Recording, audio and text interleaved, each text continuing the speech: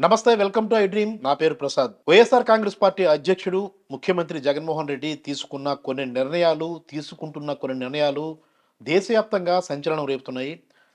ఎన్నికల్లో అభ్యర్థులుగా నిలబెట్టే వారిని చాలా నియోజకవర్గాలకు సంబంధించి మంత్రులవ్వచ్చు, ఎమ్మెల్యేలవ్వచ్చు, వేరే నియోజకవర్గాలకు మార్చడం అనేది ఇది తొలి ప్రయోగంగా చెప్పుకోవచ్చు. ఇది రాజకీయ వర్గాలనే కాదు, మిగిలిన వర్గాల్లో కూడా ఆలోచింపజేసే విధంగా ఉంది. ఈ ప్రయోగం ఫలితాన్ని ఇస్తుందా? ఇదొక సాహసంగా మనం చూడాలా? ఏ పరిస్థితుల్లో ఇలాంటి మార్పులు జరుగుతున్నాయి? ఈ ఈ మార్పుల ప్రక్రియ అనేది ఇదొక అంటే తొలిసారిగా జరుగుతున్న ఈ ప్రక్రియ అనేది సక్సెస్ అయితే ఖచ్చితంగా మిగిలిన రాష్ట్రాలు కూడా, ఆయా ప్రాంతాలకు సంబంధించిన పార్టీలు కూడా అనుసరించే అవకాశం ఉంటుందా? ఇదే ప్రస్తుతం ఉన్న చర్చ. ఈ అంశానికి సంబంధించి మనతో అంబేద్కర్ యూనివర్సిటీ మాజీ వైస్ ఛాన్సలర్ హనుమంతు లజపతిరాయ్ గారు ఉన్నారు. సార్ నమస్తే సార్. నమస్కారం. సార్ మన రాష్ట్రం ఇప్పుడు ఏదైనా మన విద్యా వ్యవస్థలో ఇప్పుడు కేరళను దాటి ఆల్రెడీ మనం ఫస్ట్ ప్లేస్‌కి వచ్చేసాం. చాలా సంతోషకరమైన విషయం అది. అయితే రాజకీయాల్లో కూడా ముఖ్యమంత్రి జగన్మోహన్ రెడ్డి తీసుకుంటున్న నిర్ణయాలు ఎవడికి అంతుపడడం లేదు. 40 ఇయర్స్ ఇండస్ట్రీ అనుకుంటే చంద్రబాబు కూడా అయోమయంలో పడిపోయే పరిస్థితి ఉంది. అంటే ఏమైనా కానీ ఈ అభ్యర్థుల మార్పు అనేది మంత్రుల్ని పక్క నియోజకవర్గాలకు, ఆ పక్క నియోజకవర్గాలకు తరలించి అక్కడి నుంచి పోటీ చేయండి అని దిశానిర్దేశం చేస్తున్నారు. ఇది ఈ దేశంలో ఫస్ట్ టైమ్ జరిగినట్లుగా మనం అనుకోవాలా సార్ ఇది? అవునండి. ఇది గతంలో ఎవరు కూడా ఏ ముఖ్యమంత్రి గారు గానీ ఇలాంటి ప్రయోగాలు చేసినటువంటి సందర్భాలైతే లేవు. హ్మ్. ఇది ఇప్పుడు ఒక ఒక అంశం ఏంటంటే, ఒక అధికారంలో ఒక పార్టీ కొంతకాలం అధికారంలో ఉన్న తర్వాత, అవును. ఆ పార్టీ మీద కొంత యాంటీ ఇన్కంబెన్సీ అంటాం. కొంత హ్మ్. వ్యతిరేకత కూడా సహజంగానే వస్తుంది. ఓకే. అది ప్రజాస్వామ్యంలో అది సహజమైన పరిణామం. హ్మ్. అలాగే స్థానిక అభ్యర్థుల మీద కూడా ఎమ్మెల్యేలు. స్థానిక ఎమ్మెల్యేలు ఎవరైతే ఇప్పుడు ఉన్నారో ఆ పార్టీకి వైఎస్ఆర్సీపీ పార్టీకి సంబంధించిన అభ్యర్థులు వాళ్ళ మీద ఉన్నటువంటి వాళ్ళ బలాబలాలు కూడా సీఎం గారు బేరీజ్ వేసుకుంటారు. యెస్. అవును సార్. అంటే ఆయన ప్రధాన నాయకుడు పార్టీ అధ్యక్షుడిగా ఆయన అల్టిమేట్ అతని తాలూకా ఎయిమ్ ఏంటంటే పార్టీ గెలవాలి హ్మ్. అనేది ప్రధాన నాయకుడు ప్రగాఢంగా దాని మీద ఆలోచన చేస్తూ ఉంటాడు. హ్మ్. అలాంటి ఆలోచన చేసినప్పుడు అతని దగ్గర కొంత సమాచారం ఉంటుంది. ఇప్పుడు ఉన్నటువంటి స్థానిక ఎమ్మెల్యేలు వాళ్ళ పనితీరు కానీ, అక్కడ ప్రజల్లో వాళ్ళ మీద ఉన్నటువంటి అభిప్రాయాలు కానీ, అంటే ఇక్కడ స్థానిక నాయకులు నిజంగా అక్కడ ప్రజలకు సేవలు అందించడంలో విఫలమయ్యారా అంటే అది మనం చెప్పలేం. కానీ అవును. ఎంతో కొంత వ్యతిరేకత అనేటటువంటిది ఓవరాల్‌గా ప్రభుత్వం మీద ఎలాగైతే ఉంటుందో, ఒక అధికారంలో ఉన్న ప్రభుత్వం మీద ఎలాగైతే ఉంటుందో, అవును. స్థానిక నాయకత్వం మీద కూడా ఉన్నటువంటి ఎమ్మెల్యేల మీద కూడా కొన్ని సందర్భాల్లో ఉంటుంది. అవును. అది ఇతర సమీకరణాలు కూడా ఎందుకంటే అనేక సమీకరణాలు ఉంటాయి. తర్వాత ఈ కార్యకర్తలు అందరి విషయాల్లో కూడా వాళ్ళ ఎక్స్‌పెక్టేషన్స్ కూడా ఎక్కువగా ఉంటాయి. మాకేదో అది చేయాలి, ఇది చేయాలి, పార్టీకి మేము సేవ చేసాం, మాకు అన్నీ జరగాలి అనే ఆలోచనలు ఉంటాయి. హ్మ్. అయితే ఈ అసంతృప్తిని పూర్తిగా పారద్రోలడం ఏ నాయకుడికి కూడా సాధ్యం కాదు. హ్మ్. అవును సార్. సో, అసంతృప్తిని మేనేజ్ చేసుకుంటూ తిరిగి అధికారంలోకి రావాలి అనేటటువంటిది సీఎం గారి తాలూకా జగన్మోహన్ రెడ్డి గారి తాలూకా ఆలోచనగా నాకు కనబడుతూ ఉంది. అలాగని అక్కడ ఎమ్మెల్యేని మార్చినంత మాత్రంలో ఆ ఎమ్మెల్యే గారు పూర్తిగా ఆయన మీద వ్యతిరేకత ఉన్నట్లు కూడా కాదు. యెస్. అవును సార్. అది సహజమైనటువంటి వ్యతిరేకత. అంటే కొంత వ్యతిరేకత వస్తుంది. సహజంగానే వచ్చు. ఒక ఎమ్మెల్యే గారు అక్కడ 5 సంవత్సరాలు అందరికీ న్యాయం చేయలేరు గదా! ఆ! అందరికీ అన్నీ న్యాయం చేయలేరు ఎవరు. సో, కాబట్టి అందరికి న్యాయం చేయలేరు కాబట్టి అవును. అలాంటి సమస్యలు వస్తుంటాయి. ఇప్పుడు మీకు దీనికి బెస్ట్ ఎగ్జాంపుల్ మీకు చెప్తాను. ఒక ప్రాంతం చాలా అల్లకల్లోలంగా ఉంటది. హ్మ్. ఏదో శాంతి భద్రతల విషయంలో అనుకోండి. ఉదాహరణకు యెస్. చెప్తాను. అవునవును. అవును. వెంటనే ఏం చేస్తారు? ఆర్మీ గాని, పోలీస్ వాళ్ళు గాని ఏం చేస్తారంటే అక్కడికి వేరే ప్రాంతంలో ఉన్నటువంటి ఆర్మీ పీపుల్‌ని ఆ ప్రాంతానికి పంపిస్తారు. అవును. అక్కడ డెప్యూట్ చేసి అక్కడ ఉన్నటువంటి పరిస్థితిని కంట్రోల్ చేస్తారు. హ్మ్. మరి జగన్ గారు ఆర్మీ మన జగన్ అనేది ఆయన ఒక సైన్యాధ్యక్షుడు అనుకుంటే, అవునవును. ఆయన ఆర్మీ వీళ్ళందరూ అనుకుంటే, అవును. ఈ ఆర్మీలో ఉన్నటువంటి సోల్జర్స్ హ్మ్. ఆయనకి సంబంధించినటువంటి ఎమ్మెల్యేలు. అభ్యర్థులు. ఈ ఎమ్మెల్యేలు వీళ్ళని ఏం చేస్తారు ఆయన, ఇక్కడికన్నా ఆయన అక్కడైతే బల ప్రదర్శన బాగా చేయగలడు. అవును. లేదా అక్కడ పరిస్థితి బాగలేదు కాబట్టి అక్కడున్న పరిస్థితుల్లో ఈ అభ్యర్థి అయితే అక్కడ విజయాన్ని సాధించి వెనక్కి రాగలడు అవును. అనేటటువంటిది ముఖ్యమంత్రి గారి వ్యూహంలో అదొక అంతర్భాగంగా ఒక ఆలోచనలాగా ఉన్నట్లుగా నాకైతే తోస్తుంది. యెస్. అంటే ఒకటి సార్, అంటే జగన్మోహన్ రెడ్డి గారు తీసుకున్న నిర్ణయాన్ని అయోమయంగా తీసుకున్న నిర్ణయంగా భావించాల్సి ఉంటుందా? లేదంటే నాయకత్వ లక్షణాల్లో ఇదొకమైన భాగంగా మనం భావించాల్సి ఉంటుందా? 100% ఇది నాయకత్వ లక్షణాల్లో ఒక భాగం. ఇప్పుడు ఒక హ్మ్. ఎమ్మెల్యే గారిని ఇంకొక ప్రాంతానికి వెళ్ళి మీరు అక్కడ పోటీ చేయండి అని ఆయన చెప్పారు. యెస్. ఈ ఆయన నిజమైన నాయకుడే అయితే తన నాయకత్వ లక్షణాలకి పదును పెట్టడానికి ఒక అవకాశం, తనలో ఉన్నటువంటి ప్రతిభను చూపెట్టడానికి కూడా ఆ ఎమ్మెల్యే గారికి వేరే ప్రాంతంలో కూడా నాయకత్వం వహించి అక్కడ మంచి ఫలితాలు సాధించడానికి అదొక అవకాశం. యెస్. అంతే. హ్మ్. హ్మ్. సో ఇది మనం ఏం చేయాలంటే దీన్ని ఒక ఛాలెంజ్గా తీసుకోవాలి. హ్మ్. ఉన్నటువంటి ఎమ్మెల్యేలు అందరూ కూడా ఎవరైతే మార్పులు చేర్పులకి మరి ఆ అవకాశాలు కలుగుతున్నాయో ఇది ఒక అవకాశంగా భావించాలి. అంటే తమ నాయకత్వాన్ని మరింత పదును పెట్టుకోవడానికి, తమ సమర్థత నిరూపించుకోవడానికి కూడా ఒక గొప్ప అవకాశంగా ఎమ్మెల్యేలు భావించాలి. అవును. అంతేగాని నన్ను ఈ ప్రాంతం నుంచి ఆ ప్రాంతానికి పంపించారు కాబట్టి అక్కడ నేను విఫలమైపోతారు అనేటటువంటి ఆలోచన ఉండకూడదు. ఈ నాయకుడి రక్షణ కాదు. యెస్. హ్మ్. నాయకుడు అనేవాడు ఎప్పుడు కూడా కంఫర్ట్ పొజిషన్‌లో ఉండడు. అవును. నాయకుడు ఎప్పుడు కూడా సాక్రిఫైస్ అయిపోతూ ఉంటాడు. ప్రజల కోసం, పరిస్థితుల కోసం, అక్కడ ఉన్నటువంటి స్థానిక అవసరాల కోసం. యెస్. రాజకీయ జీవితం అంటేనే పూర్తిగా త్యాగం అయిపోవాలి. హ్మ్.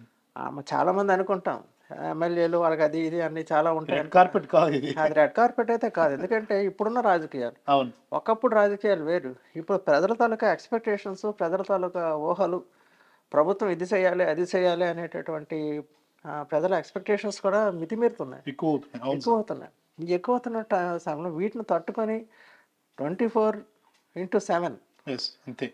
పనిచేసే అందుబాటులో అందుబాటులో ఉండేటటువంటి నాయకులు, మరి దానికి సంబంధించిన సమర్థత, దానికి సరిపోయినటువంటి ఆ ఓపిక, యెస్.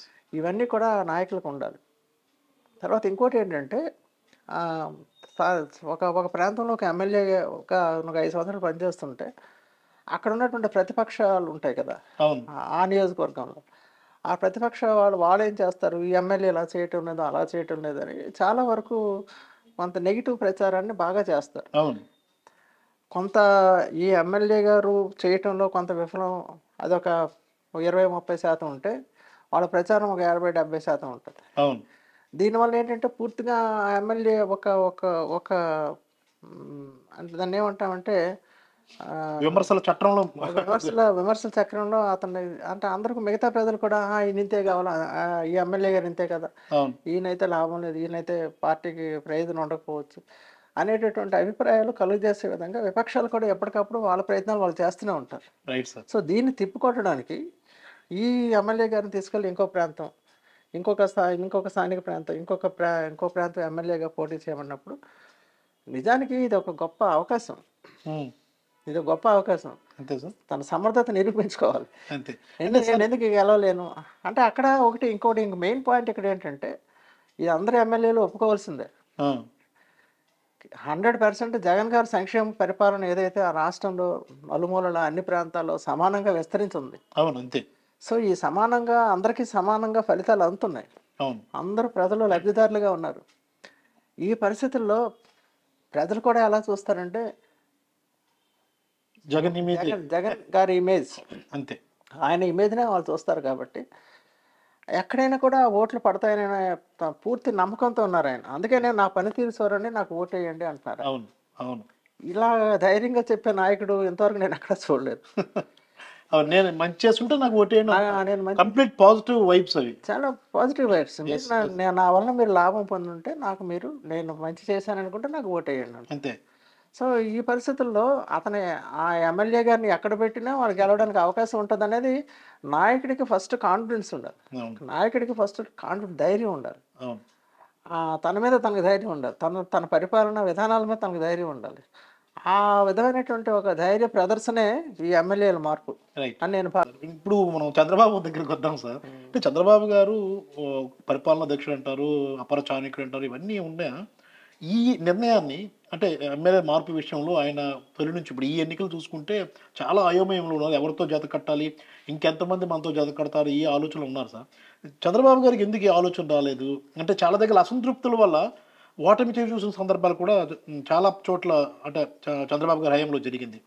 ఇలాంటి మార్పు తీసుకొచ్చి వాళ్ళు ఒక రకమైన ధైర్యాన్ని నింపే ప్రక్రియ ఎందుకు చంద్రబాబు గారికి ఆలోచన రాలేదు?